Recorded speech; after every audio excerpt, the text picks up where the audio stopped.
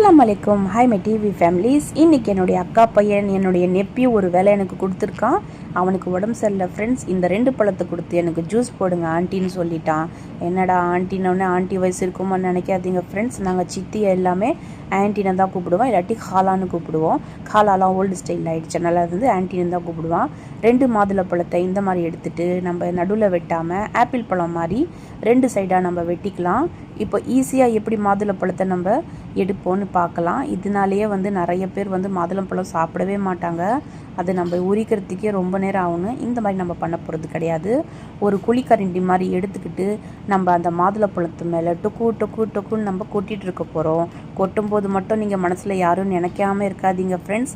நான் என்னுடைய அக்கா பையன் ஏதாவது தப்பு பண்ணால் எப்படி கொட்டுவேனோ அதே மாதிரி டங்கு டங்கு டங்குன்னு மண்டையில் நல்லா ஸ்பீடாக கொட்டினீங்கன்னா கீழே உதிரி உதிரியாக அப்படியே விழுந்துடும். நிறைய மாதுளப்பழம் இருந்தாலும் கொஞ்ச நேரத்தில் இந்த மாதிரி நம்ம உரித்து எடுத்துடலாம். ஈஸியாக முடிஞ்சிடும். இது சூப்பர்பான மெத்தடு, கண்டிப்பாக ட்ரை பண்ணுங்கள். இந்த மாதிரி நான் 2 பழத்தையும் நல்லா உதிர்த்தி எடுத்துக்கிறேன்.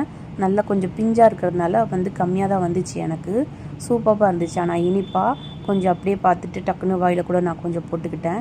இந்த மாதிரி ஜூஸ் போடுற வேலைலாம் எனக்கு ரொம்ப பிடிக்கும் ஃப்ரெண்ட்ஸ். என்னுடைய அக்கா பையன் கேட்டிருக்கிறதுனால இன்றைக்கி நம்ம ஜூஸ் போட்டுடலாம். டக்குன்னு கிச்சனுக்குள்ளே போயிட்டு ஒரு ஜார் வச்சுட்டு இந்த மாதுளை பழத்தை போட்டுக்கலாம். கொஞ்சமாக சர்க்கரை ஆட் பண்ணிக்கலாம். பால் கொஞ்சமாக போடலாம். அவனால் கம்மியாக தான் போடுறேன், இல்லாட்டி கொஞ்சம் பால் நான் அதிகமாகவே போடுவேன். கொஞ்சம் தண்ணி ஆட் பண்ணிவிட்டு நல்லா கிருன்னு நம்ம சுற்றி எடுத்துடலாம். எடுத்துகிட்டு ஒரு ஸ்ட்ரெயினர் வச்சு நம்ம ஸ்ட்ரெயின் பண்ணி எடுக்க போகிறோம். இது ரொம்ப பிஞ்சாக இருக்கிறதுனால ஜூஸ் கம்மியாக தான் வந்திருக்கு ஃப்ரெண்ட்ஸ். இன்னும் கொஞ்சம் திக்காக போட வேண்டாம்.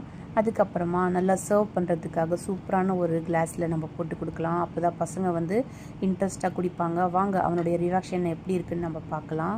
இதையெல்லாம் வீடியோ எடுப்பீங்களா ஆண்டி அப்படின்னு அவன் என்னை கேட்க, அதெல்லாம் அப்படி தான்ப்பா நானும் சொல்ல. அவனுக்கு போய் ஜூஸை கொடுத்தாச்சு.